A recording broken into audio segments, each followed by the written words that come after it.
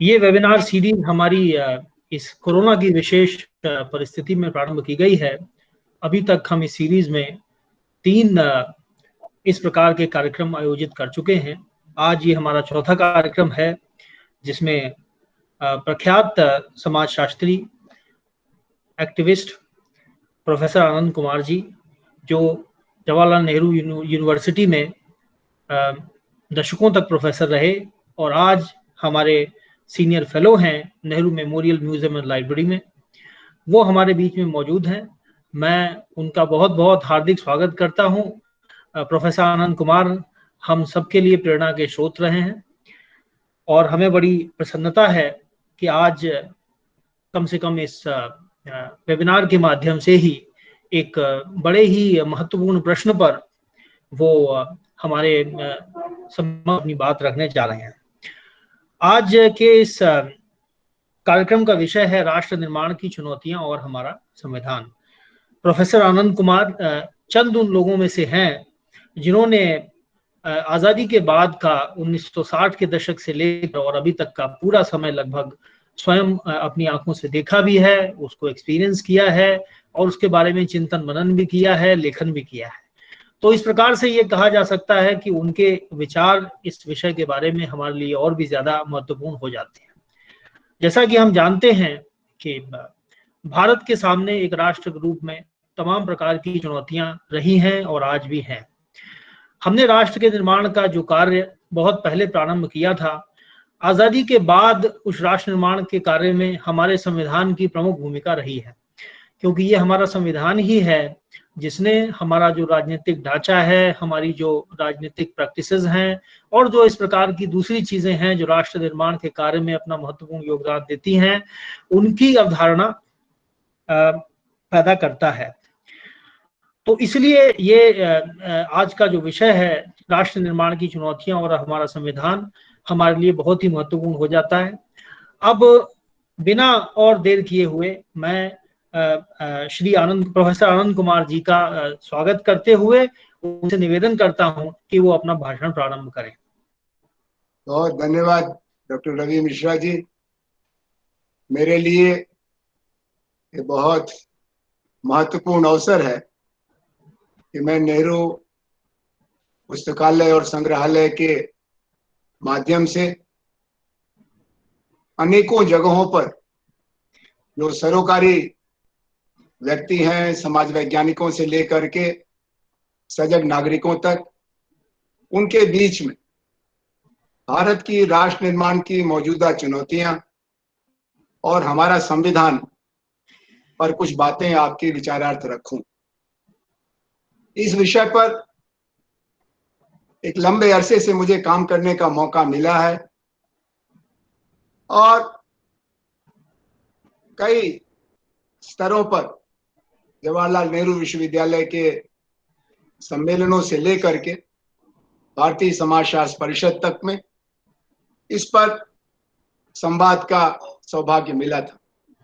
आज भी मैं आशा करता हूं कि आप सब जो इस 26 जून की दोपहर में अपना समय निकाल करके इसमें हिस्सा ले रहे हैं, आपकी तरफ से कुछ प्रासंगिक सवाल और जिज्ञासाएं मिलेंगी, जिससे मेरा अपना सोच और स्पष्ट हो सके और मेरी समझ में और बढ़ोतरी हो सके। सबसे पहली बात तो संविधान और राष्ट्र निर्माण को लेकर के ही है। समाज विज्ञान के विद्यार्थियों के लिए संविधान एक सामाजिक दस्तावेज होता है जो एक निश्चित देश काल पात्र के संयोग से एक देश के लोग उसको अपना मार्गदर्शक आधारशिला बनाते हैं। और संविधान के निर्माण की प्रक्रिया में जो एक आधुनिक प्रक्रिया है, राजवंशों का संविधान नहीं होता था, उनकी आचार संहिता होती थी, जैसे कौटिल्य का अर्थशास्त्र है या भीष्म का शांति पर्व है या अन्य देशों की इसी तरह की परंपराएं हैं, ज्ञान की परंपराएं, विमर्श, सत्ता विमर्श। लेकिन लोकतांत्रिक राष्ट्रों के संदर्भ में संविधान एक आधारशिला के तौर पर 19वीं 20वीं शताब्दी की देन है और भारतीय संविधान के बारे में तो कहा जाता है कि ये स्वाधीनोत्तर दुनिया का औपनिवेशिकता से बाहर निकले हुए अनेकानेक देशों का, जो 3 महाद्वीपों में फैले हुए हैं, लैटिन अमेरिका से लेकर के अफ्रीका और एशिया तक, उनमें ये सबसे सुंदर दस्तावेज बना है। क्योंकि भारतीय संविधान के निर्माताओं को अपने से पहले के 1946 के पहले तक के जितने स्वाधीन राष्ट्र थे, आयरलैंड और संयुक्त राज्य अमेरिका से लेकर के सोवियत संघ तक, उनके संविधानों को देखने का मौका मिला था। और उस तुलनात्मक अध्ययन के आधार पर, और जो भारत में राष्ट्रीयता का विमर्श था, स्वराज का विमर्श था लगभग 90 बरस का, उसको भी 1857-60 से शुरू करें और 1947 तक का, उसमें भी कुछ राष्ट्रीय सहमतियां बनी थी, कुछ सरोकार बने थे, और एक सपना बना था कि स्वराज का मतलब क्या होगा, स्वराज में राज्य कैसा होगा, समाज कैसा होगा, नागरिक कैसे होंगे, गांव कैसा होगा, शहर कैसा होगा, केंद्र कैसा होगा, देश प्रदेश कैसा होगा। इस सारी कल्पना पर एक लंबा विमर्श चला था। कई कमिटियां उस बीच में, देशी विदेशी, मोतीलाल नेहरू कमेटी से लेकर साइमन कमीशन और मॉडल रिफॉर्म से लेकर के 1935 का गवर्नमेंट ऑफ इंडिया एक्ट। तो भारतीय संविधान की ऐतिहासिकता प्रामाणिक है, लेकिन जैसा किसी भी देश के अनुभव में होता है, संविधान पत्थर की लकीर की तरह नहीं होता। एक वो ढांचा होता है और उसमें बदलते समय की जरूरतों के हिसाब से नई जरूरतों को पूरा करने के लिए कुछ बदलाव भी होते रहते हैं। इस मायने में भारतीय संविधान का लचीलापन भी विश्व प्रसिद्ध है, क्योंकि अभी 70 साल में ही हम लोगों ने 110 से ज्यादा संशोधन किए और अभी कई संशोधनों की मांग होती रहती है।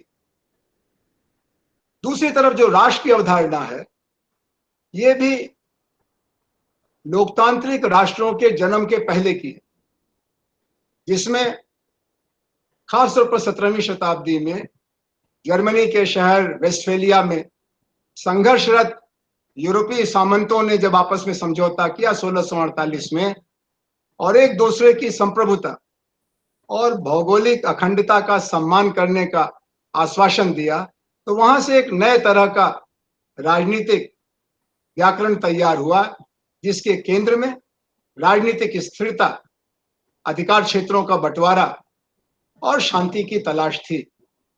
ट्रीटी ऑफ वेस्टफेलिया से शुरू कहानी भारत के लिए अत्यंत दिलचस्प थी, क्योंकि भारत के संदर्भ में राष्ट्रीयता के निर्माण में 5 बड़ी बाधाएं थी।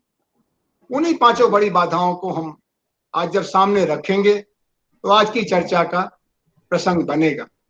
सबसे बड़ी बाधा तो यही थी कि भारत में यूरोप की तुलना में राष्ट्र का आधार संस्कृति के स्रोतों से लेना मुश्किल था।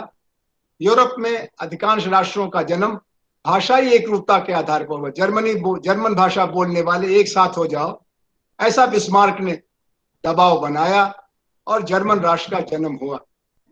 फ्रांसीसी बोलने वालों के आधार पर फ्रेंच एम्पायर नेपोलियन ने बनाया, और बाद में फ्रांसीसी राष्ट्र की भी रचना में भाषा का केंद्रीय तत्व था। अगर भाषा को हम आधार बनाते तो भारत में वैसे ही मशहूर है कि कोस कोस पर पानी बदले, 5 कोस पर बानी। तो भाषा के आधार पर राष्ट्र बनाने में जो हमारा भूगोल था, उसमें भाषा के आधार पर एक सिकुड़न आ जाती। भाषाई आधार पर राष्ट्रीयता की परिभाषा करना कठिन था।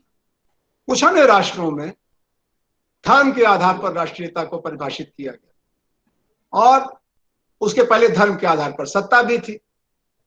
तो लोकतंत्र के पूर्व और लोकतंत्र के बाद धर्म के आधार पर एकता की कल्पना, और उसके अंदर जो एक शक्ति होती है एकता की धर्म के अंदर, उसका इस्तेमाल करना।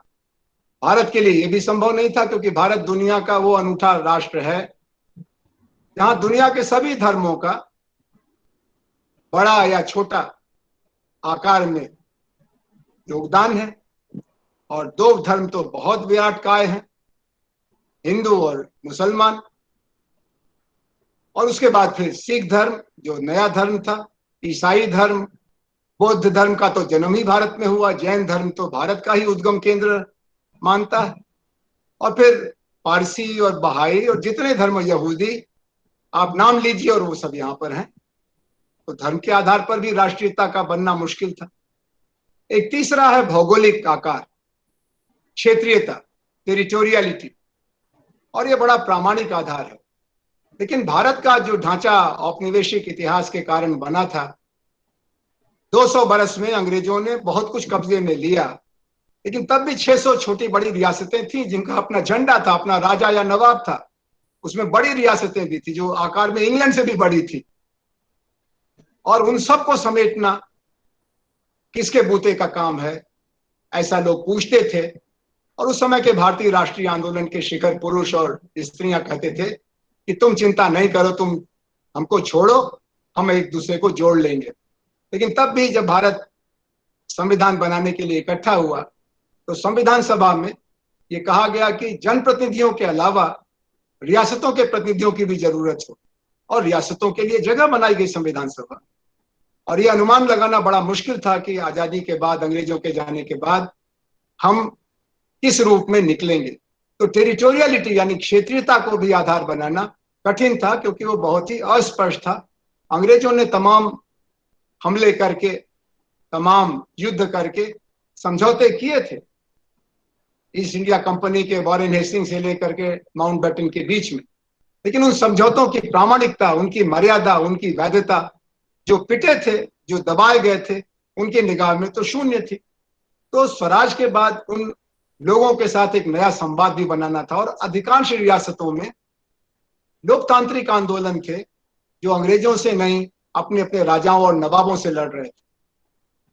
तो ये जो 3 बड़े आधार थे जिससे यूरोप में राष्ट्र निर्माण हुआ था, भाषा, धर्म और क्षेत्र या भूगोल, ये भी भारत के राष्ट्र निर्माण के लिए आधे अधूरे थे, पर्याप्त नहीं थे। 2 और आधार हैं जिन पर की राष्ट्रीयता की कल्पना को लगातार चुनौती मिलती है। एक आधार है वर्ग का, क्लास सिस्टम।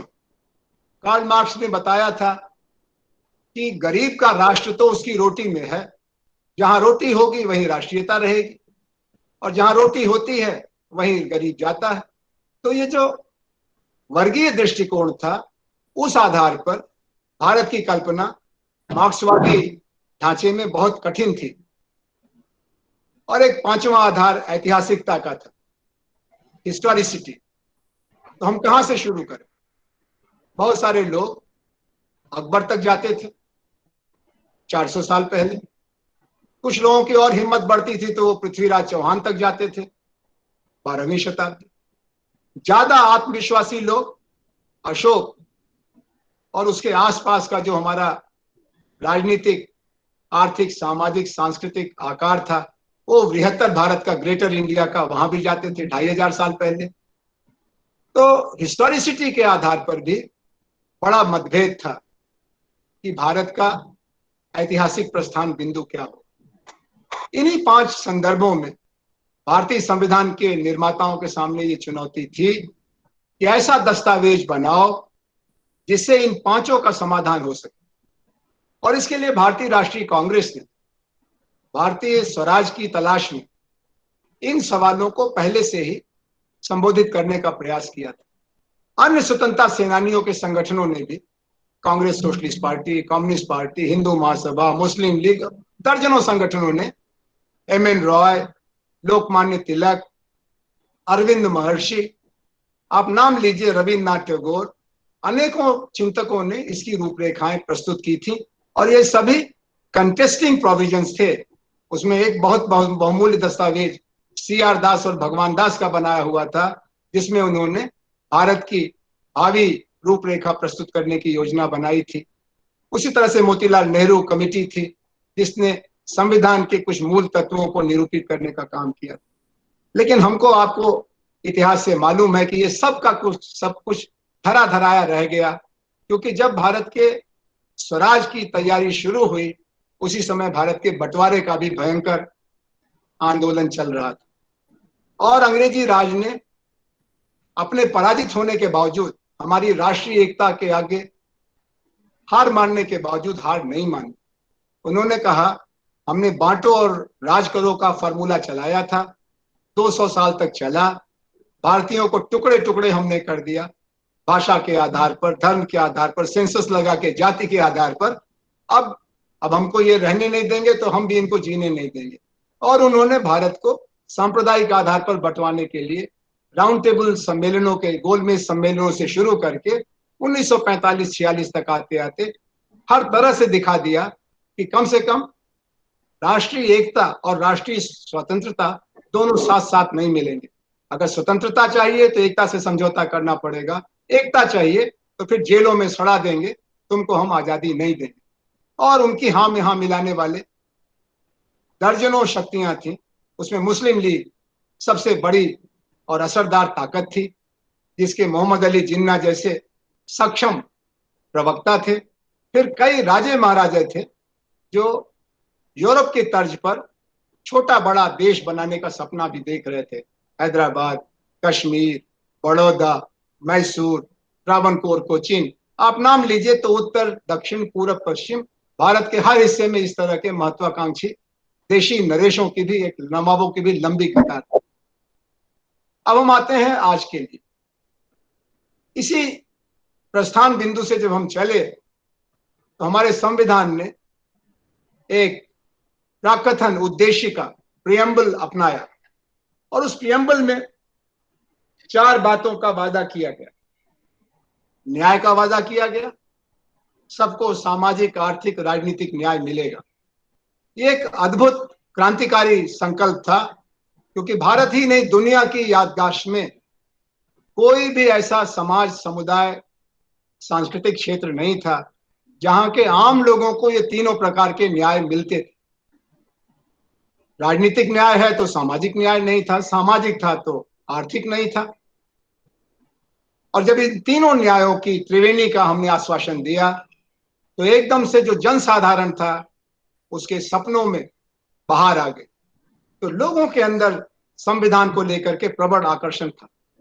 दूसरा, हमने न्याय के साथ वादा किया था स्वतंत्रता का, क्योंकि आखिर संविधान की मूल जिम्मेदारी तो हमारी स्वतंत्रता को आधार देना था, आकार देना था।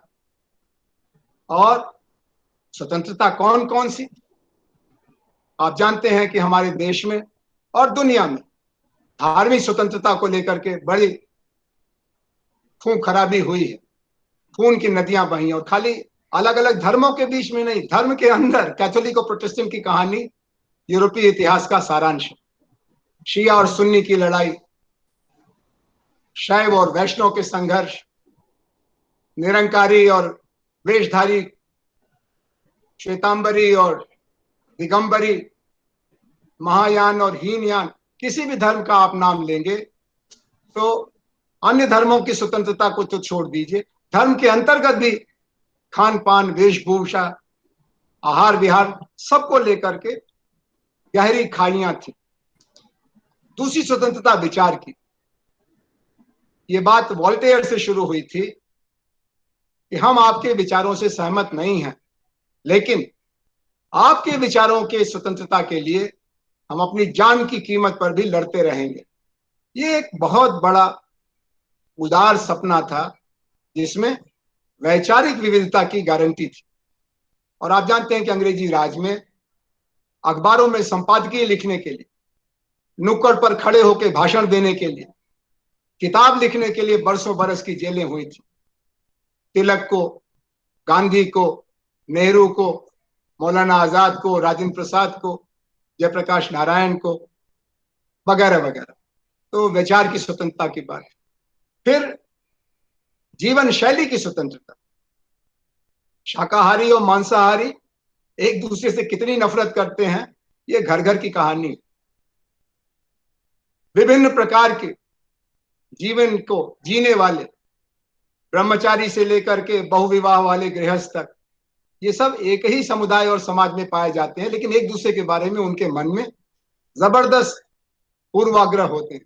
लेकिन हमारे संविधान को जीवन शैली की स्वतंत्रता उपासना की स्वतंत्रता, विचार की स्वतंत्रता, आस्था की स्वतंत्रता का आश्वासन देना। फिर बंधुत्व की बात, फ्रांसीसी क्रांति में ये कहा गया कि स्वतंत्रता भी चाहिए, समता भी चाहिए और बंधुत्व भी चाहिए। अंबेडकर जी का कहना था कि भारत में स्वतंत्रता संभव है, लेकिन राष्ट्रीय एकता के लिए जो बंधुत्व चाहिए ये तो गांव में भी नहीं है, तो इतने बड़े देश में कैसे होगा।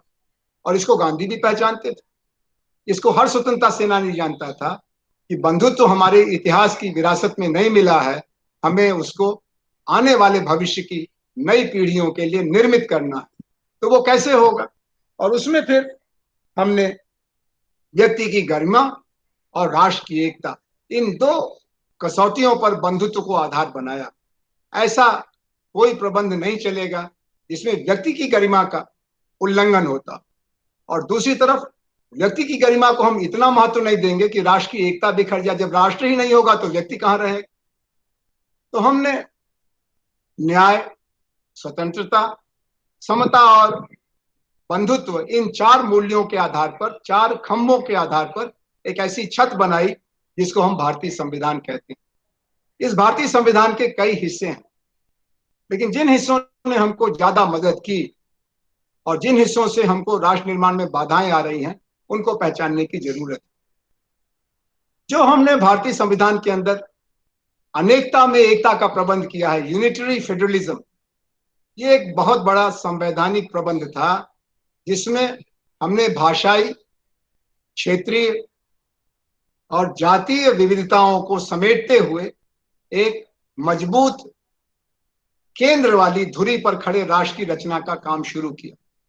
इसमें शुरू में ही बड़ी दिक्कत आई, लेकिन भारतीय संविधान ने उसमें बड़ा सहारा दिया। दो दिक्कतें शुरू की थी, एक जाति व्यवस्था को लेकर के थी और एक धर्म व्यवस्था को लेकर के।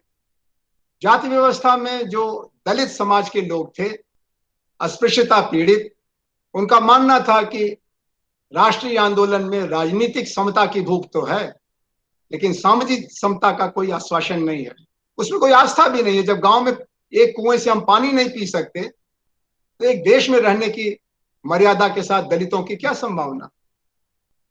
इस पर आरक्षण की व्यवस्था का जो प्रावधान किया गया, उससे अंग्रेजी राज से शुरू एक कानूनी प्रबंधन स्थायी गारंटी बन गया हम की भावना को भविष्य में निर्मित करने के लिए।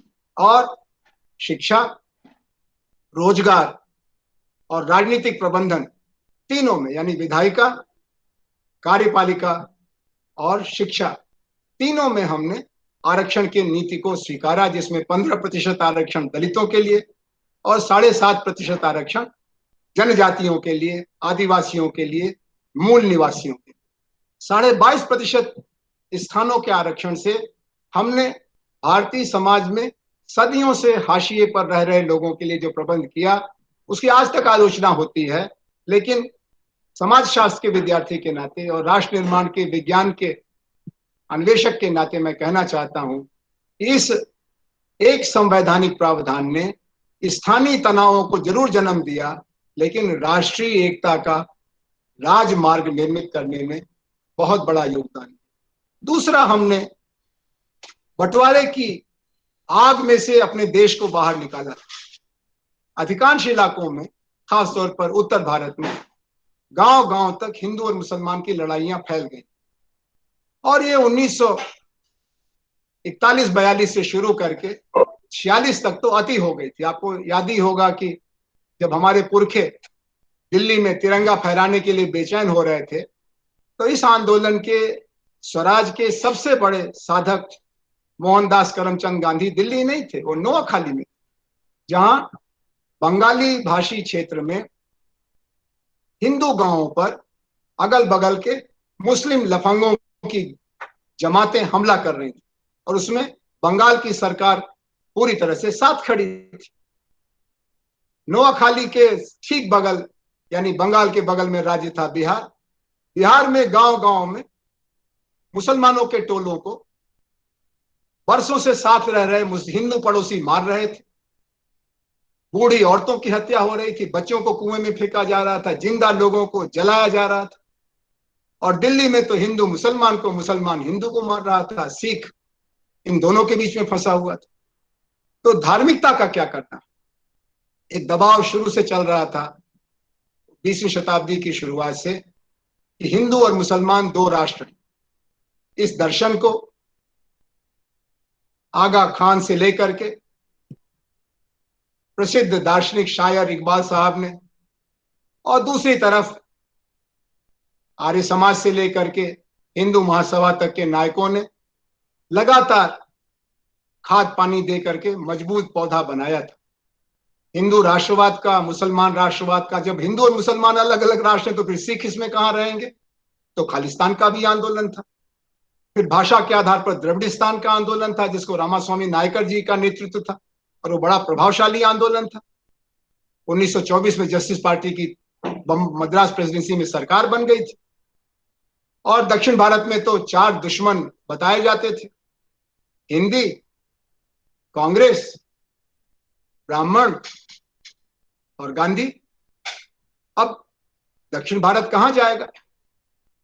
तो मित्रों, संविधान सभा ने कुछ ही किलोमीटर पर आग जल रही थी दंगों की, लेकिन हिम्मत करके कहा कि नहीं, भारत सर्वधर्म समभाव की परंपरा पर, वसुधैव कुटुंबकम के दर्शन पर बनी संस्कृति है। और स्वराज और लोकतंत्र के पहले भी अगल बगल के जब प्रताड़ित लोग विभिन्न धर्मों के आते थे तो हम उनको शरण देते थे, शरणागत को कभी हम छोड़ते नहीं थे। तो जब दुनिया भर के धर्मों का घर भारत है तो आजादी के बाद भी रहेगा।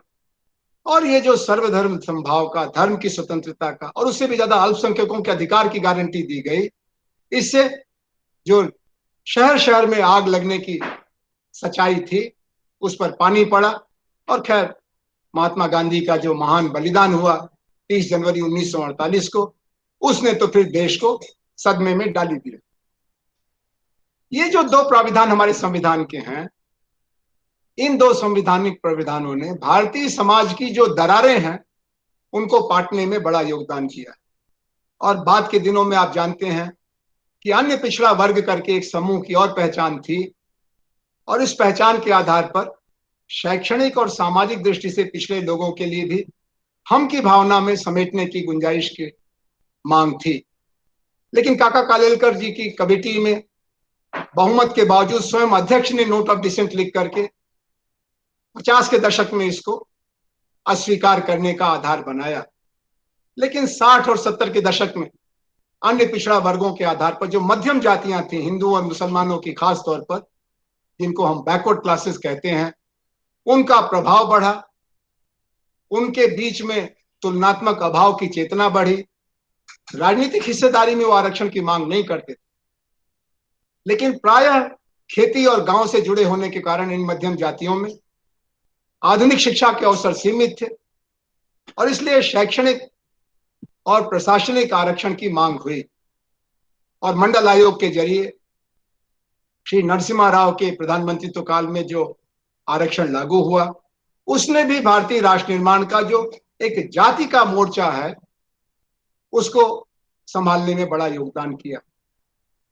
और उसके बाद तो फिर अलग अलग राज्यों में दलित और महादलित, पिछड़ा और अति पिछड़ा, और अभी मौजूदा सरकार ने केंद्र की सामान्य वर्ग के अति निर्धन लोगों के लिए भी आरक्षण की व्यवस्था की है।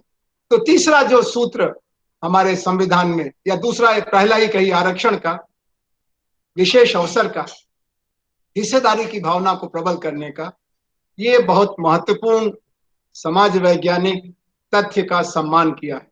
क्योंकि हम की भावना में हिस्सेदारी, अगर हिस्सेदारी नहीं है तो सगी मां के पैदा किए हुए भाई बहन भी ज्यादा दिन तक साथ नहीं रहते। हिस्सेदारी की भावना है तो सामुदायिक क्षेत्र बन जाते हैं, कोऑपरेटिव स्पिरिट बनती है। राष्ट्र निर्माण का मूल आधार है हम की भावना का विकास। और जब अलगाव होगा, एलिनेशन होगा, हम और अन्य, अस एंड देम, ये जब होगा तो राष्ट्र बिखरते हैं। समाज वैज्ञानिकों का ये मानना है कि राष्ट्र निर्माण इतिहास की कोई जिम्मेदारी नहीं है। एक समाज है, वो राष्ट्र बनेगा ही इसकी कोई गारंटी नहीं, उसके लिए सूझबूझ चाहिए, हम की भावना का प्रावधान चाहिए। और अगर संविधान में हम की भावना का प्रावधान है तो राष्ट्र निर्माण की प्रक्रिया की बेहतरी की आप आशा कर सकते हैं। लेकिन अगर संविधान में भेदभाव है, और इसीलिए भारतीय संविधान की जो दूसरी खूबसूरती मानी जाती है वो मौलिक अधिकारों की सुरक्षा है। ये मौलिक अधिकारों का इतिहास मैग्ना कार्टा से चलता है, declaration of rights of man से चलता है, और भारत जैसे देश में ये कल्पना, जहां हमने 4 वर्णों के आधार पर धार्मिक मान्यता का एक अवकाश बनाया था, ब्राह्मण और श्रमण परंपराओं की स्मृतियां थी, और जाति का प्रबंधन ऐसा था, वो ऐसी गारंटी है, ऐसी सोशल इंश्योरेंस की स्कीम है, ऐसी सामाजिक एकता की बुनियाद है कि हिंदू तो हिंदू, मुसलमान, ईसाई और सिखों में भी जो एक मानी में जाति व्यवस्था से बाहर के धर्म थे, उनमें भी जाति का प्रबंधन हो गया। तो हम की भावना कैसे बनेगी जब पानी नहीं पी सकते साथ, जब साथ सहभोज में नहीं बैठ सकते, शादी ब्याह का तो सवाल ही नहीं है, तो उसमें से एकता कैसे बनेगी। इसीलिए यूरोप के समाजशास्त्रियों ने यह भविष्यवाणी की थी कि जैसे ही विदेशी राज खत्म होगा, भारत टुकड़े टुकड़े बट जाएगा। इसको एक शब्द दिया था उन्होंने, बाल्कनाइजेशन होगा, बाल्कनीकरण। बाल्कन प्रदेश है यूरोप का, जहां पर धर्म और भाषा के आधार पर दर्जनों टुकड़े हुए। अभी हाल में जो यूगोस्लाविया जो टूटा, तो ये बाल्कन क्षेत्र का ही राष्ट्र था, जहां समाजवादी सिद्धांतों की विफलता के बाद एक राष्ट्र के पेट में से 5 राष्ट्र निकले। सोवियत संघ जब बिखरा तो एक महाराष्ट्र के अंदर से 12 राष्ट्र पैदा हो। तो भारत के बारे में भी यही अनुमान था। आज जब हम राष्ट्र निर्माण की चुनौतियों की बात करते हैं तो हमें बड़ा संतोष होता है ये कहने में कि स्वाधीनोत्तर स्वराज को संभालने में दुनिया के अधिकांश औपनिवेशिक समाज असफल रहे। हमारे अपने पड़ोस में हमारा अपना भाई जैसा पाकिस्तान, वो भी एक नहीं रह सका। आपको मालूम है कि भाषा के सवाल पर पाकिस्तान 1971 में 2 टुकड़े हो गए, और उसके पीछे उनके संविधान की कठोरता का भी हाथ था। उन्होंने राष्ट्रभाषा के तौर पर उर्दू को कबूल किया था। बंगाली भाषी कहते थे कि मुसलमान हम हैं, पाकिस्तान भी हम बनाना चाहते हैं, लेकिन उर्दू कहां से सीखेंगे, ये तो उत्तर भारत की भाषा है, और हमारी बंगाली उर्दू से ज्यादा पुरानी है, समृद्ध है, धर्मों को जोड़ती है। लेकिन पाकिस्तान के संविधान में इसकी गुंजाइश नहीं हुई। पाकिस्तान का नीति निर्माता समूह इसको देख नहीं सका, और पाकिस्तान के 2 टुकड़े हो। और भी कई राष्ट्र ऐसे हैं जिनके उदाहरण आप दे सकते हैं। अभी ईस्ट तिमोर बना इंडोनेशिया के अंदर से, चेक रिपब्लिक टूटा, चेकोस्लोवाकिया होता था, उसमें से 2 राष्ट्र बने। तो राष्ट्र के भविष्य की गारंटी हम की भावना के आधार पर है। हम की भावना न्याय की भावना और समता की भावना पर है, और हम और न्याय यानी समता और न्याय दोनों हो, लेकिन अगर अभाव हो तो भी राष्ट्र नहीं रहता। और वहीं मैं आना चाहता हूं। आज भारतीय राष्ट्र निर्माण की चुनौतियों में 2 बड़े प्रश्न हैं जो कंकड़ की तरह से दाल में लगते हैं। एक है सत्ता का विकेंद्रीकरण, सत्ता में हिस्सेदारी का सवाल, जो सामाजिक समूहों की दृष्टि से और स्थानीय समूहों की दृष्टि से प्रासंगिक है। हमारे नीति निर्माता इससे अवगत भी हैं, लेकिन पूरी दौड़ी तक हम जा नहीं पा रहे हैं। मेरा इशारा भारतीय राज्य व्यवस्था के तीसरे और चौथे खंभे की तरफ है। पहला खंभा केंद्र है, बहुत मजबूत। दूसरा खंभा राज्यों का है। गैर कांग्रेसी सरकारों के बनने की शुरुआत के साथ 1967 से हम लगातार संघीकरण की तरफ बढ़े हैं, और फेडरलाइजेशन हमारा आर्टिकल ऑफ फेथ बन गया है। अब केंद्र और राज्य के संबंधों को लेकर के राज्यपाल के पद के दुरुपयोग की जो स्मृतियां थी वो धूमिल हो चुकी। एक देश, अनेकों प्रदेश, और केंद्र और राज्य में अलग अलग दलों की सरकार, इसका हमने अभ्यास कर लिया है 30 सालों में।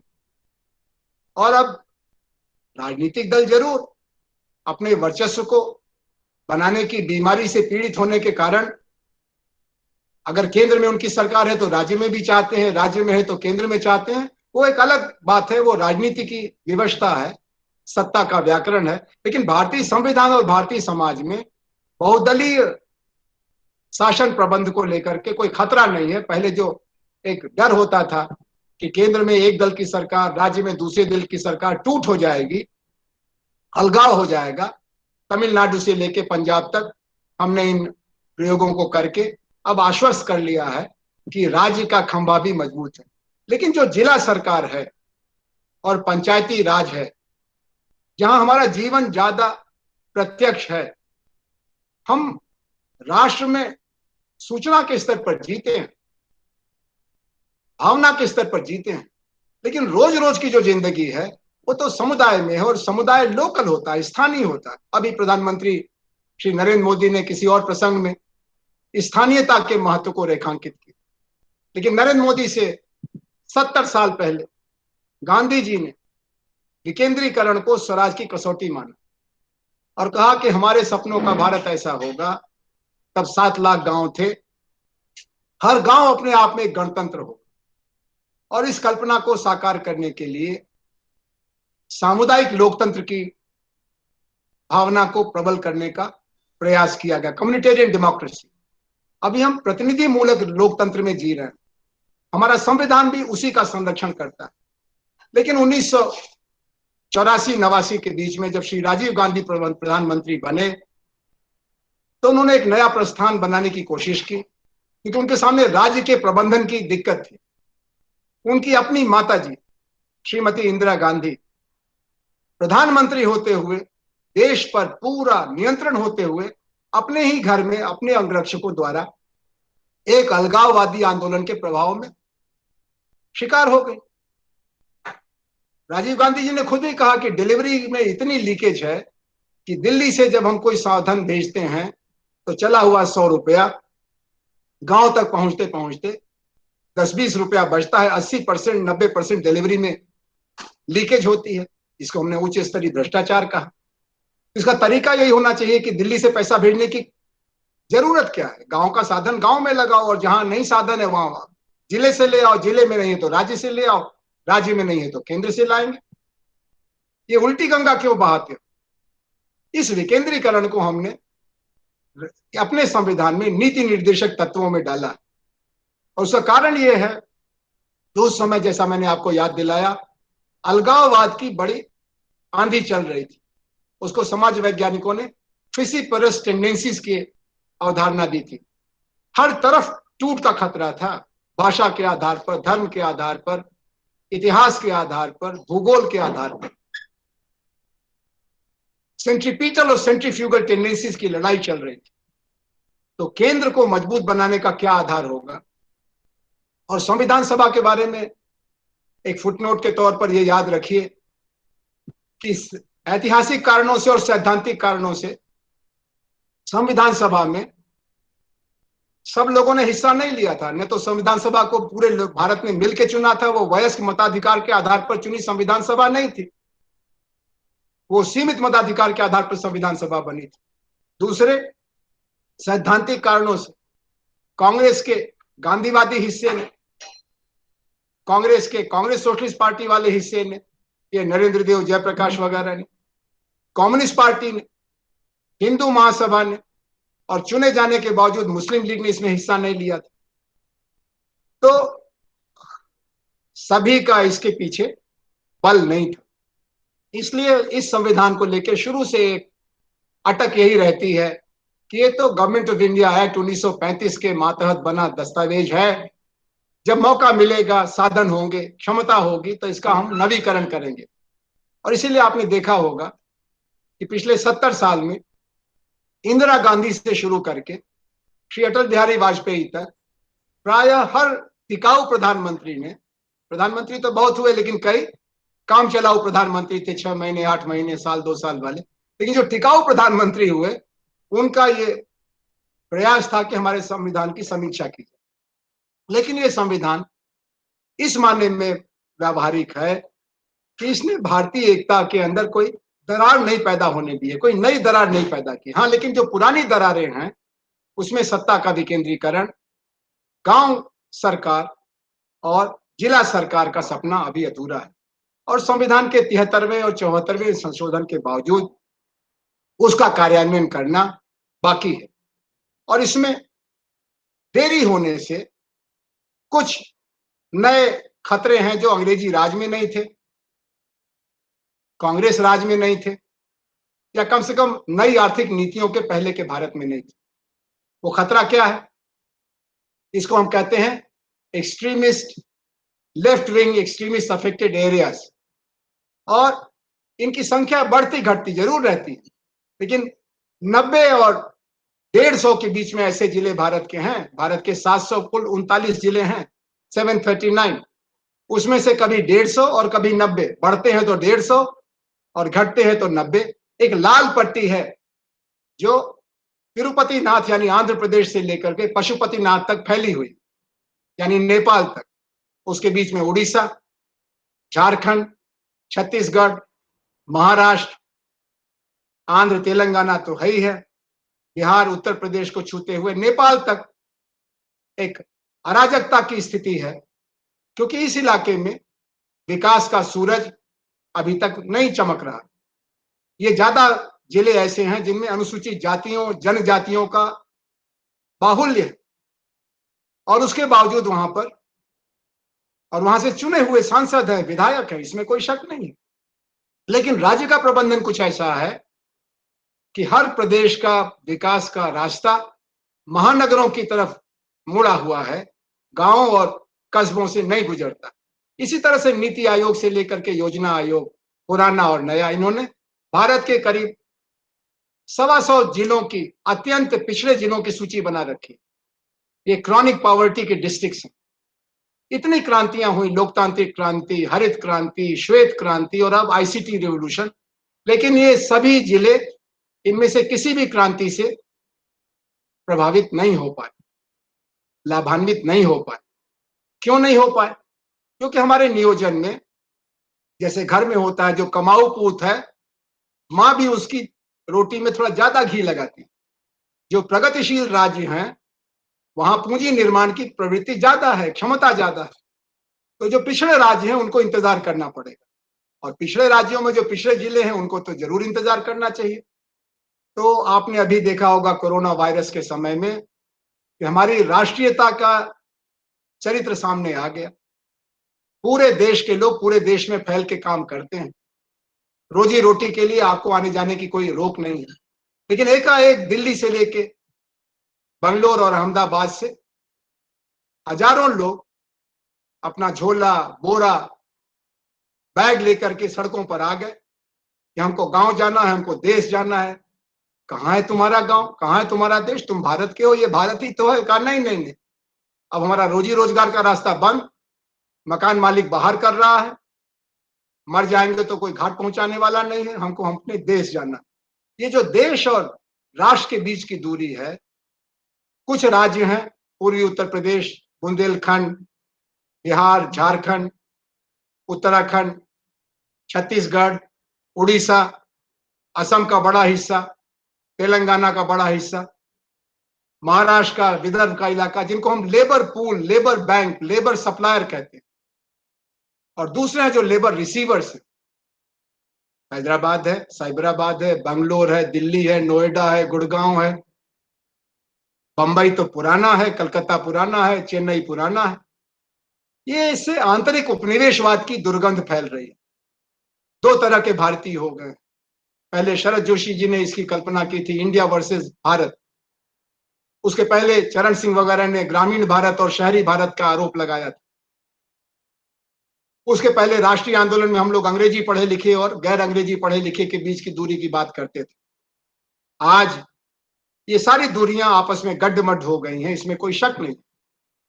लेकिन आज भी भारत के नवनिर्माण में, खासतौर पर राष्ट्र निर्माण की दृष्टि से, आर्थिक गैर बराबरी एक ऐसा दंश है, एक ऐसा कांटा है जिसको निकालना बहुत जरूरी है। क्योंकि शिक्षा, चिकित्सा और रोजगार, सभी मोर्चों पर कुछ जगहों पर एक चुंबक जैसा आकर्षण है कि जिंदगी अगर गुजारनी है तो वहीं जाना चाहिए, पढ़ने के लिए, इलाज के लिए, जीने के लिए। और कुछ इलाके हैं जो त्याज्य हैं। इसमें उत्तराखंड की कहानी को कह के मैं बात को आगे बढ़ाऊंगा। उत्तराखंड राज्य बना विकास की शिकायत को लेकर। उत्तर प्रदेश ने हमको चूस लिया है, हमें कुछ करने नहीं देते हैं, तो उत्तराखंड बन गया। उत्तराखंड में 13 जिले, लेकिन उत्तराखंड की जो विकास की कहानी बनी है वो कुल 2.5 जिलों तक सीमित है। बाकी सब पलायन के शिकार। एक पलायन तो अभी हो रहा है सीरिया से गृह युद्ध के कारण, एक पलायन गरीबी के हमले के कारण हो रहा है। और ये जो नाचिरागी गांव पैदा हो गए हैं, जहां कोई चिराग जलाने वाला नहीं, बंद मकानों पर ताले पड़े हुए हैं, खेत हैं लेकिन उनको जोतने वाला नहीं है, और गांव हैं जिनमें अन्य राज्यों में या तो बूढ़े मिलेंगे या महिलाएं मिलेंगी या बच्चे मिलेंगे। जवान कहां चले गए? कमाने गए हैं। पहले कलकत्ता बंबई जाते थे, अब नए उद्योग केंद्रों में जा रहे हैं जो नई आर्थिक नीतियों से अवसर के केंद्र बने। तो आर्थिक विषमता को लेकर के नीति निर्देशक तत्व में जो बातें कही गई हैं, जो हमारे संविधान का बहुमूल्य अंश है लेकिन विधायी अंश नहीं है, जस्टिसिएबल नहीं है, और इसको लेकर के एक उदासीनता। दूसरा जो पक्ष हमारे लोकतंत्र को लेकर के, जो राष्ट्र निर्माण में साधक की बजाय बाधक बन रहा है, वो हमारे संविधान में चुनाव को लेकर के एक प्रावधान है, एक खंड चुनाव को लेकर, चुनाव आयोग। चुनाव हमारी जीवन धारा, जैसे शरीर को जीवन के लिए जल चाहिए, वैसे भारतीय लोकतंत्र और भारतीय राष्ट्र निर्माण के लिए चुनाव चाहिए। चुनाव से ही हमारी वैधता बनती है। समाजशास्त्र में एक अवधारणा है, मैक्स वेबर से लेकर हाबरमास तक की, लेजिटिमेसी। आज जो शासन है उसके पीछे परंपरा का बल नहीं है, उसके पीछे धर्म का बल नहीं है, उसके पीछे वर्ग का बल नहीं है, उसके पीछे विधान का बल है, और विधान के पीछे हमारे मतदान का बल है। लेकिन चुनाव की प्रक्रिया पिछले 40 वर्षों में लगातार प्रदूषित हो रही है, इसलिए रिप्रेजेंटेशन डेफिसिट हो रहा है। भारतीय राष्ट्र का प्रतिबिंब भारतीय लोकसभा या प्रादेशिक विधानसभाओं में हो, ये संविधान से आशा थी।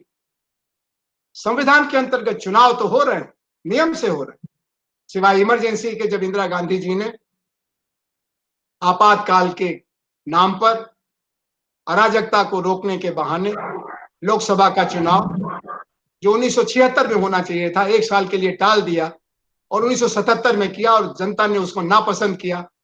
बेहद स्पष्ट मतदान के आधार पर जनता ने चुनाव के साथ खेल को नापसंद करते हुए पराजित किया, एक नई पार्टी की सरकार बन गई। इमरजेंसी का वो पार्ट जो आज के दिन तो और भी प्रासंगिक है, हमें देखना चाहिए कि क्या हम अपने चुनाव को लोकतंत्र की और भारतीय राष्ट्र निर्माण की जरूरतों के अनुकूल ज्यादा से ज्यादा प्रतिनिधिमूलक बना रहे हैं या समस्याग्रस्त हो गया। विशेषज्ञों का यह मानना है, खासतौर पर समाज वैज्ञानिकों का, कि भारतीय लोकतंत्र डेमोक्रेसी की बजाय सिफोक्रेसी होती जा रही है। इसमें चुनाव तो हो रहे हैं लेकिन इसमें जन की हिस्सेदारी घट रही है, जनशक्ति की बजाय धन शक्ति की प्रबलता हो रही है। और इसको लेकर के जस्टिस तारकुंडे आयोग 1974 का, इंद्रजीत गुप्ता कमेटी, दिनेश गोस्वामी कमेटी, दर्जनों राष्ट्र नायकों के नेतृत्व में राजनीतिक सुधार के लिए सुझाव दिए गए हैं, लेकिन किसी कारण से हमारे संविधान में ये पक्ष कमजोर बना हुआ है। तो मैं समझता हूं कि हमारे संविधान ने सामाजिक और राजनीतिक दृष्टि से राष्ट्र निर्माण को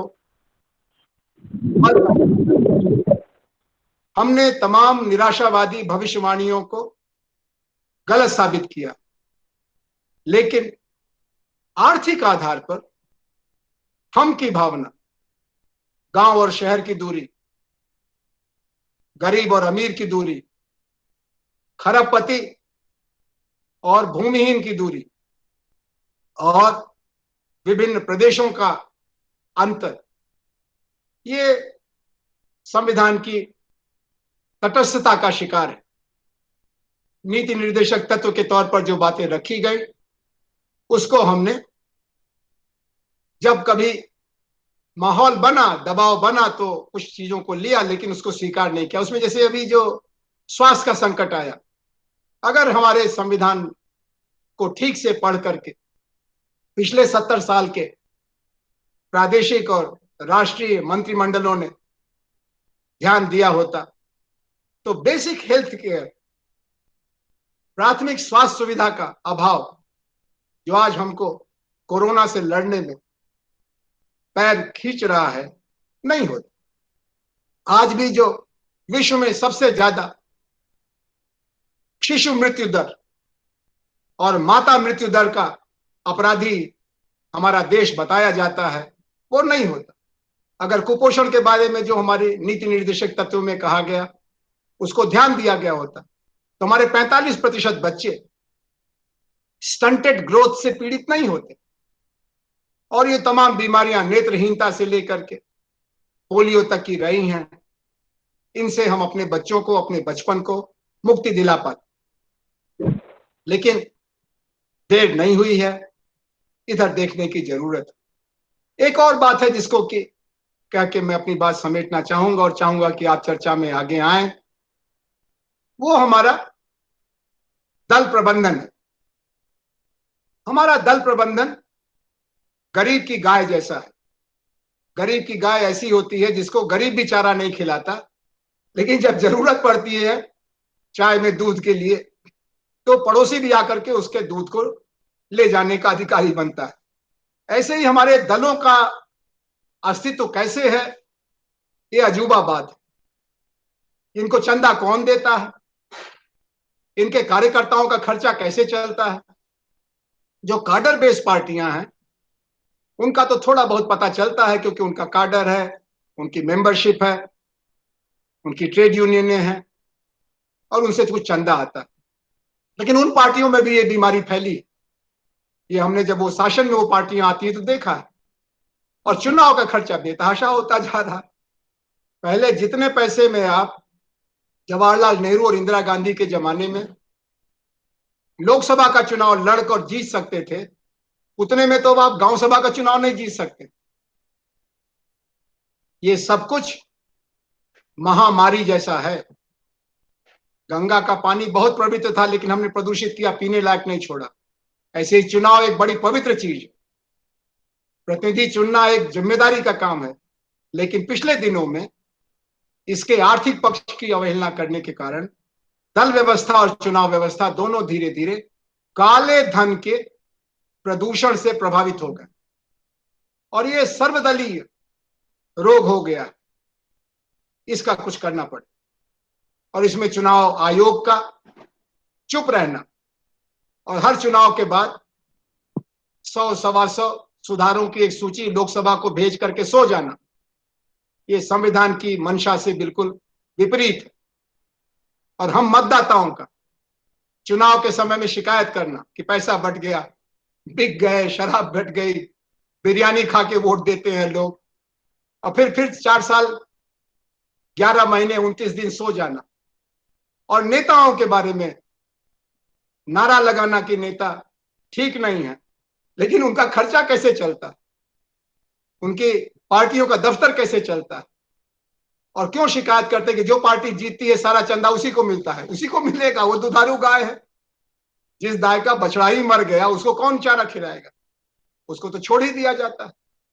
तो ये जो 2-3 आर्थिक और राजनीतिक विकृतियां हैं, हमारे राजनीति में सत्ता का विकेंद्रीकरण, 73वें और 74वें संविधान संशोधन के बावजूद उसको लागू करने का आत्मबल न होना, उसमें एमएलए और एमपी ज्यादा शिकायत करते, कहते कि अगर गांव सभा और जिला परिषद ही सब काम करेगी तो हमको कौन पूछेगा। तो हमने एमपी विकास फंड बना दिया। उस विकास फंड के बाद जो विधायी काम है वो तो छूट गया सांसद जी का, विधायक जी का, वो लगे पुलिया बनवाने और पाठशाला बनवाने, और गांव सभा और नगर पालिका के पास कर्मचारियों को तनख्वाह देने के अलावा कुछ पैसा ही नहीं बचता। जीएसटी लागू होने के बाद ये आशा की जाती है कि हम इधर कुछ ध्यान दें। ऐसे ही चुनाव आयोग हमारी चुनाव व्यवस्था और हमारा संविधान हमारी दल व्यवस्था के बारे में कुछ ध्यान दे। तो हमारे ये जो 3 बड़े दोष हैं, सत्ता का विकेंद्रीकरण न होने से विकास का संकट, जिससे आंतरिक उपनिवेशवाद की बीमारी फैल रही है। दूसरा, चुनाव का अशुद्ध होने के कारण लोकतंत्र का धीरे धीरे चुनाव तंत्र में सीमित हो जाना। और तीसरा, राजनीति जो राष्ट्र निर्माण की कला और विज्ञान है, उसके बारे में हमारी उदासीनता, जिससे अशुद्ध अवैध साधनों से राजनीति का बड़ा पक्ष संचालित हो रहा है। ये हम समाज विज्ञान के विद्यार्थियों के लिए चिंता का विषय है, कभी कभी नागरिकों के लिए भी चिंता का विषय होता है। लेकिन रोज रोज के रोजी रोटी के सवालों में उलझे हम और आप इनको देखने का समय निकालने के बावजूद इसमें हस्तक्षेप का कोई अवकाश नहीं निकाल पाते। इसलिए जब आज चर्चा का मौका मिला तो मुझे लगा कि जवाहरलाल नेहरू की स्मृति में स्थापित इस अद्भुत पुस्तकालय और संग्रहालय के मंच से आपके सामने पिछले 4-5 दशकों के अपने नागरिक अनुभव और समाज वैज्ञानिक शोध, जिसमें मुझसे ज्यादा मेरे विद्यार्थियों ने शोध करके काम किया, निष्कर्ष निकाले पंचायती राज के बारे में, जिला विकास के बारे में, पिछड़े और अन्य पिछड़े महापिछड़े वर्गों के बारे में, स्त्रियों के बारे में और राजनीतिक दलों के बारे में, चुनाव के बारे में, वो सब समेट के मैंने पिछले 40-45 मिनट में आपके सामने रखा। मुझे आशा है कि आपके मन में जो कुछ शंकाएं हैं, प्रतिक्रियाएं हैं, वो डॉक्टर रवि मिश्रा जी की मदद से हम सबको जानने का मौका मिलेगा और अगर जरूरी हुआ तो मैं भी उसमें अपनी बात को जोड़ सकूंगा। आप सबके धीरज के लिए और सहयोग के लिए हार्दिक धन्यवाद। Thank you very much. Very, very comprehensive, thought-provoking, and enlightening lecture on this difficult as well as interesting subject. As always, it was a pleasure to hear you speak. So I'm really, really thankful to you. And we are now open to questions and brief comments from all the participants. Thank you. Sir, मैं कुछ पूछना चाह रहा था। हाँ जी, पूछिए। मैं अमलेश हूँ, जनसत्ता अखबार में। जी नमस्कार अमलेश जी। जी नमस्ते वास्तव। आपको सुनना हम लोगों के लिए बहुत गौरव का क्षण होता है। तो आपको जब भी सुनने की इच्छा होती है तो कुछ जिज्ञासा मन में रहती है। मुझे लगता है जो आपने आज राष्ट्र निर्माण की चुनौतियां और हमारा संविधान पर जो आपने अपनी बातें रखी है, बहुत गंभीरता से सुनने के बाद, जो गांधी का ग्राम स्वराज था वो क्यों नहीं फलित हुआ, पुष्पित हुआ। ये 1916 में गांधी जी ने मद्रास में कहा था कि स्वदेशी और स्वावलंबन जो है उसी से देश का विकास होगा। मैं आपसे जरा जानना चाह रहा हूं कि पिछले 65-70 सालों में जो देश के हालात हुए हैं, जो अलग अलग राजनीतिक दलों के लोग सत्ता में आए, मैं किसी पार्टी का नाम नहीं लूंगा, आपसे जरा सा ब्रीफ में जानना चाहता हूं कि क्यों गांधी जी का जो ग्राम स्वराज था, स्वदेशी स्वावलंबन की जो परिकल्पना थी, वो क्यों नहीं साकार हो पाया? क्या इसमें विविधता रही? अब ये तो बहुत गंभीर प्रश्न है और मैं डॉक्टर रवि मिश्रा जी से आग्रह करूंगा कि इस पर भी कभी अलग से चर्चा की जाए, क्योंकि एक दुखता हुआ पक्ष है हमारे राजनीतिक प्रबंधन का। लेकिन 3 कारण तो मुझे अभी आपसे संक्षेप में कह देना है। एक कारण तो उस समय का माहौल था जब बिखराव की शक्तियां चारों तरफ से हावी हो रही थी, और आपको याद होगा कि हमारी संविधान सभा बैठी हुई थी और कश्मीर पर रजाकारों ने हमला कर दिया था पाकिस्तान की शह पर, और दूसरी तरफ हैदराबाद में पुलिस एक्शन हुआ था और तेलंगाना और तेभागा में साम्यवादी विद्रोह का बिगुल बजा रहे थे, और दक्षिण में और उत्तर पूर्व सीमांत क्षेत्र में एकता की शक्तियां बिखराव की शक्तियों के आगे पराजित सी खड़ी थी और करोड़ों लोगों का प्रवासियों के तौर पर बांग्लादेश और पाकिस्तान से भारत और भारत से पाकिस्तान बांग्लादेश जाने का माहौल था।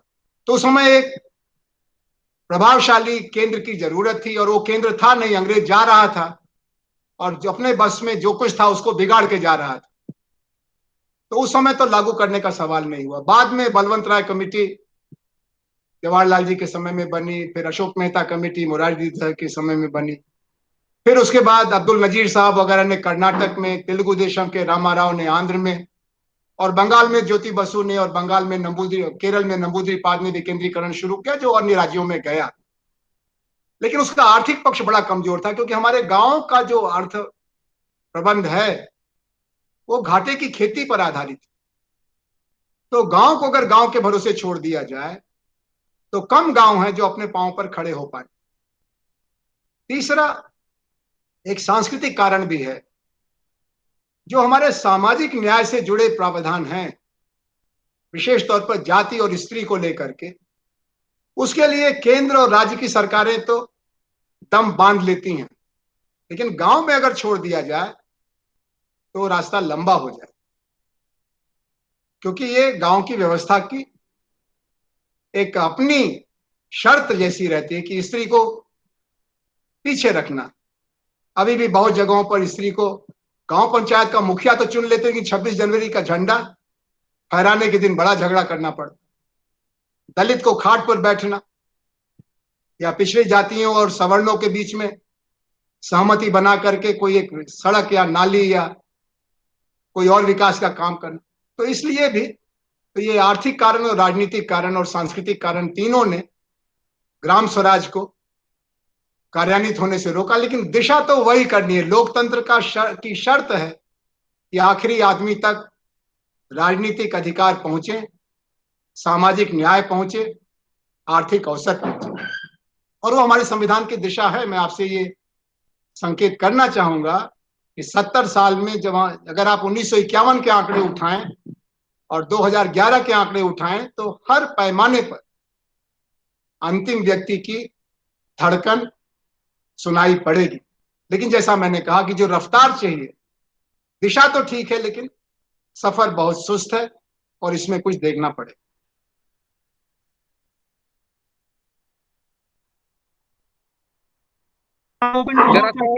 जरा ऐड कर सकते हैं तुझ?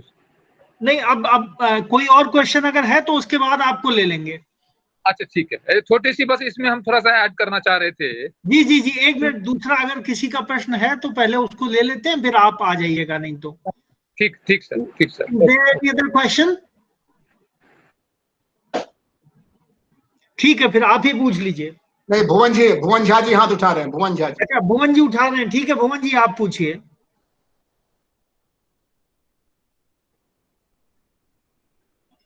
वो अनम्यूट कर दीजिए भुवन जी।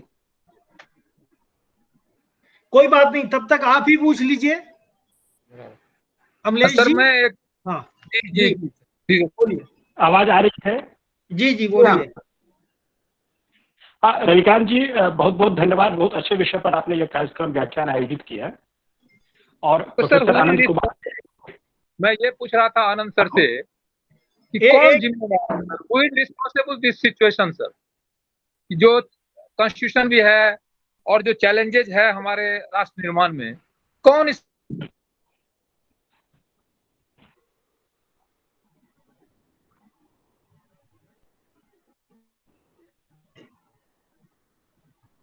आपकी आवाज हम तक पहुंच नहीं रही है अमलेश जी। आवाज नहीं आ रही है? नहीं, बीच में कट गई थी, बताइए। मैं ये कहना चाह रहा था कि जो राष्ट्र निर्माण में जो चुनौतियां हैं उसमें who is responsible this situation? कौन जिम्मेवार है सर? सत्तारूढ़ दल, विपक्ष, या नागरिक संगठन जो है, जो सिविल सोसाइटी है? मैं आनंद सर चूंकि नागरिक संगठनों से जुड़े हुए देश विदेश के ख्यात प्राप्त लोग हैं, उनको लोग इस हिसाब से भी जानते हैं, एक शिक्षाविद के नाते, एक सिविल सोसाइटी के हिसाब से भी। मैं ये सर से जानना चाह रहा था कि जो नेशन बिल्डिंग में जो चैलेंजेस है उसके जिम्मेवार कौन सर? किसे आप सीधे तौर पर मानते हैं? देखिए, इसमें आप जानते हैं कि 3 मंच हैं जिनके जरिए कि देश अपने सरोकारों को बोल सकता है, बता सकता है। एक मंच है मीडिया का, कि लोकमत को प्रभावित करने के लिए आप आलेख लिखें और लिखने की जो शक्ति है और अधिकार है उसका सदुपयोग करें। जनमत बनेगा तो राजनीतिक दलों पर उसका प्रभाव पड़ेगा, वो उसको अपने मैनिफेस्टो में ले सकते। दूसरा मंच है हमारे जनप्रतिनिधियों का, कि कोई भी सदस्य प्राइवेट प्रस्ताव, निजी प्रस्ताव रख सकते हैं। सरकारी पार्टी और विभिन्न दलों के मित्र मिल करके स्पीकर की मदद से सर्व सहमति के आधार पर चर्चा का विषय तय कर सकते हैं। तो सदन है, विधायिका है, जनप्रतिनिधियों की पंचायत। और तीसरा सर्वोच्च न्यायालय है। इन तीनों का इस्तेमाल करने से हम जो कुछ भी आलोचना होती है उसको किसी नतीजे पर पहुंचा सकते हैं। मीडिया, संसद या विधानमंडल और न्यायपालिका। और जब ये तीनों में सुगबुगाहट होती है तो कुछ लोग सड़कों पर भी निकल आते हैं। जयप्रकाश नारायण जी ने राजनीतिक सुधार के लिए आंदोलन शुरू किया, बाद में इमरजेंसी लग जाने के कारण फिर वो काम अधूरा रह गया संपूर्ण क्रांति का। इधर अन्ना हजारे जी ने शुरू किया था, लेकिन इनके पीछे बल था लोकमत का। और लोकमत का निर्माण तथ्यों के आधार पर, सत्य के आधार पर मीडिया में हुआ था, विश्वविद्यालयों में हुआ था। तो पब्लिक स्फीयर में इसकी चर्चा प्रस्थान बिंदु हो सकती। Thank you very much sir. Mohan ji please ask your question. Thank you sir. आवाज आई है? हाँ जी, बहुत अच्छे विषय पर आपने व्याख्यान आयोजित किया और प्रोफेसर आनंद कुमार ने कम समय में इतने सारे विषयों को उसमें समाहित किया अपने व्याख्यान में। सर, 2 छोटे प्रश्न हैं। जब हम राष्ट्र निर्माण की बात कर रहे थे, आपने 19वीं शताब्दी जो यूरोपियन कंटेक्स्ट है उसमें किस किस तरह के मापदंड स्थापित हो रहे हैं राष्ट्र के निर्माण में, इस तरह की बातों को आपने दी। तो जिस राष्ट्र के निर्माण की हम बात करते हैं हिंदुस्तान के सेंस में, सांस्कृतिक एकता का या सांस्कृतिक धरोहर वाला पक्ष कितना महत्वपूर्ण है। और दूसरा कि आपने अंतिम में यह कहा कि जो मत है हमारा या जो जनमत है वो सही रूप में नहीं आ पाता है क्योंकि उसमें कई विकृतियां आती हैं, बार-बार उसकी बात तो उसको भूल जाते हैं। इस संदर्भ में पार्टियों का भी जन्म हुआ बीच बीच में, जो इन बातों को लेकर के आगे बढ़े, पार्टियों का विरोध करके आगे बढ़े, इन्हीं मुद्दों को लेकर के आगे बढ़े। फिर हमने देखा कि वह भी उसी तरह की विकृतियों में विलीन हो गए। ऐसे कुछ क्षेत्रीय पार्टियां बनी हिंदुस्तान में और वो भी फिर उसी संस्कृति का हिस्सा बनते गए। इस तरह के विचार जानना चाहूंगा। ये दोनों सवाल बहुत उपयोगी हैं। पहली बात तो ये है कि जो विमर्श है, इस विमर्श में जो योगदान कर रहे हैं उनको ध्यान रखना चाहिए कि चुनाव का अपना अलग व्याकरण होता है, उसमें लोकप्रियता एक पैमाना है और लोकप्रियता के लिए आप जो स्थापित हित हैं, इंटरेस्ट ग्रुप्स हैं, उनके बीच में ही समीकरण बना सकते हैं।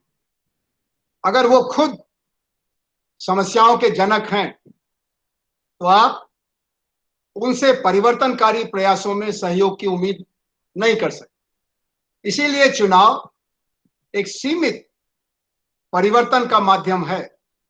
दल समाज में चल रही प्रवृत्तियों के प्रतिबिंब है, उनका अपना कोई स्वतंत्र आधार बनाना मुश्किल होता है।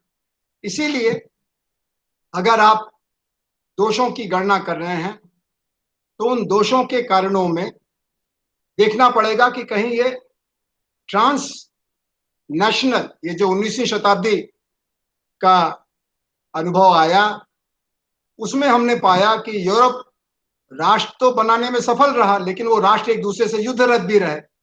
तब उन्होंने सभ्यता के आधार पर एक महासंघ बनाया जिसको आज वो यूरोपियन यूनियन कहते हैं। दो बड़े युद्ध 1914 वाला और 1939 वाला यूरोप के देशों के बीच में ही लड़ा गया। आज यूरोप का हर देश युद्ध से तौबा करता है, क्योंकि सांस्कृतिक राष्ट्रवाद के आधार पर, भाषाई गौरव के आधार पर जब वो खड़े होना चाहते थे, तो भाषा तो समाज से पैदा होती है और भाषा को आप एक तरह से एक सिलसिला मानिए। एक भाषा दूसरे भाषा में प्रवेश करती है और एक भाषा दूसरे भाषा से निकलती है। लेकिन जब हमने कहा कि जर्मन अलग, ग्रेट लैंग्वेज, फ्रेंच अलग, महान भाषा, और उस आधार पर राष्ट्र बने, तो वो टकराने लगे। आज यूरोप में राष्ट्रवाद खाली फुटबॉल के यूरोपियन कप तक सीमित है। बाकी न तो वीजा है, न पासपोर्ट है, न सेना है। उन्होंने एक साझा संसद बना ली, लेकिन हाँ, उन्होंने अपनी जिला नगर पालिका को भी बड़ी ताकत दिया है। तो उनका नगर पालिका का अलग प्रबंध है, झंडा है, प्रदेश का अलग झंडा है, राष्ट्र का अलग झंडा और यूरोपियन यूनियन की अलग पार्लियामेंट है।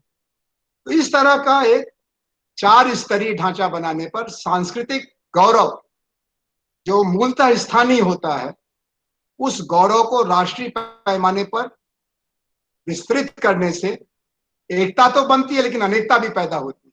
तो अब एकता को बचाने के लिए उन्होंने सांस्कृतिक राष्ट्रीयता को जगह देते हुए उसको सर्वोच्च शक्ति नहीं दिया है। अब यूरोपियन यूनियन बन गए, यूरोपियन पार्लियामेंट बन गए। भारत ने भी करीब करीब ऐसा ही किया है और यूरोप से पहले किया।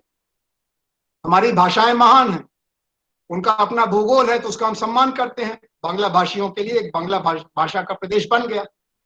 बंबई प्रेसिडेंसी में से मराठी और गुजराती के लिए 2 राज्य बन गए। लेकिन उसके बीच में भी अनेकों भाषाएं, कई सौ भाषाएं ऐसी हैं जो भारत की तमाम राष्ट्रीय भाषाओं की लंबी सूची बनने के बावजूद परेशानी में है। मगधी है, मगही है, तुलु है, मुंडारी है, ये भाषाएं, पहाड़ी है, कुमायूनी है। इन भाषाओं का भी अवकाश चाहिए, इनका भी भूगोल है। तो क्या किया जाएगा?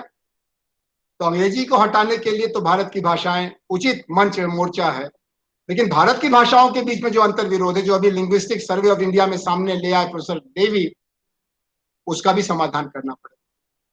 तो जो आपने कहा, सांस्कृतिक राष्ट्रीयता एक सच्चाई होती है, लेकिन वो तुलनात्मक होती है, रिलेटिव होती है, वो इतिहास से निकलती है।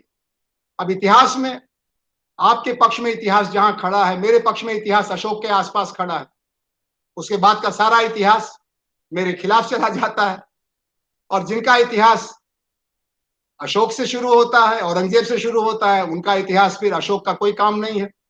जिनका इतिहास पृथ्वीराज चौहान से जुड़ा है, वो फिर मीर जाफर और जयचंद के बारे में कहेंगे कि ये गलत हो गया। जिनका इतिहास बंग भंग से जुड़ा है, या असहयोग आंदोलन से जुड़ा है, या जलियांवाला बाग से जुड़ा है, तो इतिहास और संस्कृति का जो ताना बाना है, उसका बहुत संभाल के इस्तेमाल करना चाहिए। उसका राजनीतिकरण करने पर एकता की बजाय अनेकता के खतरे हो जाते।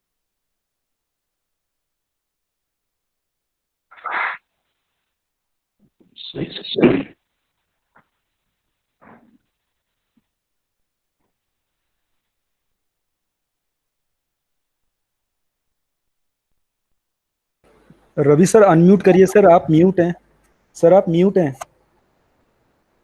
Any other question, please?